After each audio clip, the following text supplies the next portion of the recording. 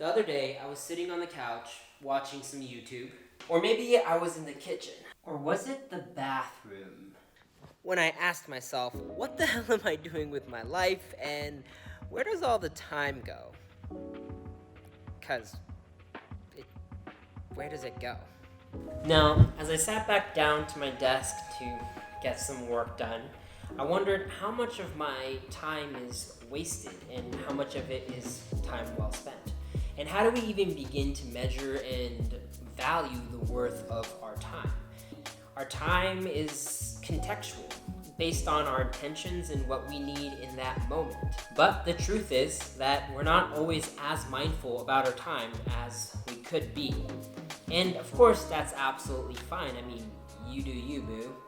But if you're anything like me, you want to live a totally kick-ass life. And we also have years of pent-up anxiety and stress and insecurities about our self-worth that manifest in the need to prove ourselves to the world, especially our mothers, resulting in an unhealthy relationship with success and a coping mechanism where we use work and output to measure our value to the world and thus ourself. And we start to spiral down this path. Now, I found this really interesting article on HuffPo, that's Huffington Post for those of you who are not Huffers. I don't think that's right. But this article was all about how we actually spend our life. And it got me thinking. Now, let's say you're an average person from a first world country like myself, and we live to be around 79 years old. Now, that's about 28,835 days. Wow, I actually got that right. Now, I'm 28, so I've lived about 35% of that already. Or I could say I've lived only 35% of that. And I would say that our time is pretty precious. At least enough for me to start wondering, where is our time going? So today I wanted to actually share a strategy that I picked up years ago, and it's basically how we audit our day-to-day, how we audit our time. And I find this to be a really interesting and important exercise in self-awareness. And by examining what's going on day to day, I mean, we can actually figure out from an objective standpoint what the hell we are actually doing day to day. As objective as you can get looking at something as nuanced as the worth of our time and how we're spending it. Now, believe it or not, before moving to Berlin, I was pretty structured. I had to be because I was a freelancer and ran my own design studio. And what helped me a lot was time blocking. Now, time blocking, for all of those who don't know what it is essentially a time management system in which you actually block out time for every task that you do.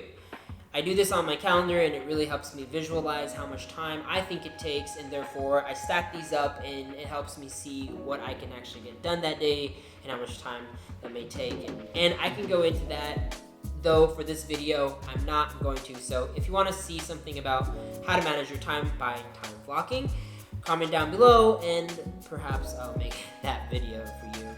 But for the sake of this video, grab a paper, this is a pen, and a piece of paper.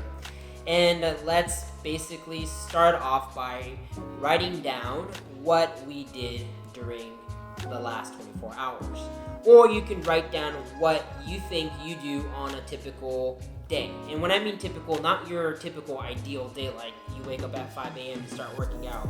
But I mean like your for realsies typical day. So I already started to write out a little bit about what my day might look like. So usually I wake up around 10 to 11 a.m. I know it's late. It's actually one of the reasons why I'm trying to be more mindful about the way I'm spending my time. Now, after I wake up, usually I will just sit on the couch and go through news on the phone, which means like checking Twitter, Facebook, and Instagram and scrolling through the Apple News feed. So basically, I'm wasting my time. And then I have breakfast, but breakfast usually sits around noontime, so I guess you can call it brunch or lunch or whatever. And then I do the dishes, and then finally I start working around 1 p.m. if I'm lucky. By that time, I'm really unhappy because half my day has already been spent, and I sit there wondering, where the hell did my day go? Now, I realize that when my expected blueprint doesn't meet my reality, I start to get a little frustrated. But the beauty of this exercise is once you get to take a step back and look at your day-to-day, you can see what you need to change, what you don't need to change. And the cool thing is, you might not need to change the way you are going about your day, meaning the strategy for your day.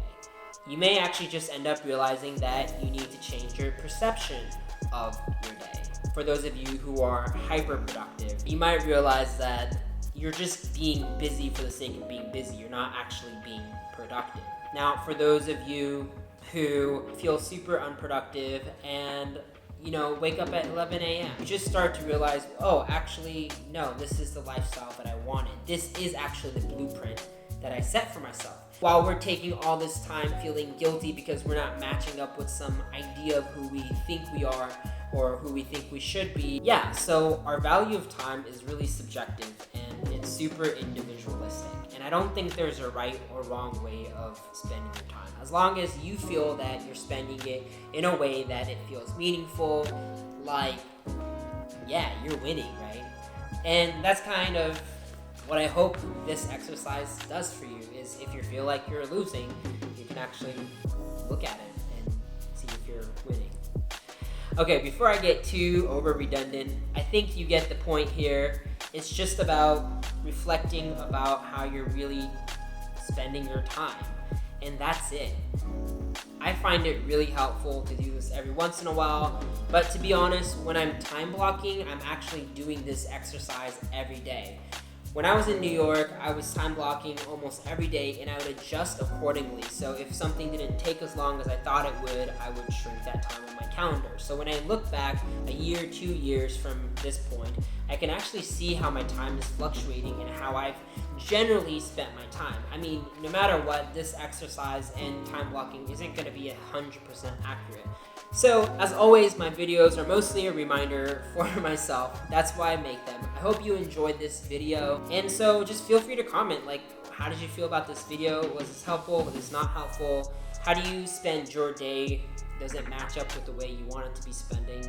Let's just, have a conversation.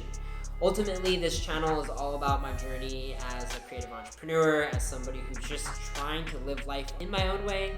And and just cultivate a community of those of us who are just trying to do our own thing. So I hope you enjoyed it. Hit that like button, subscribe, and I'll make more.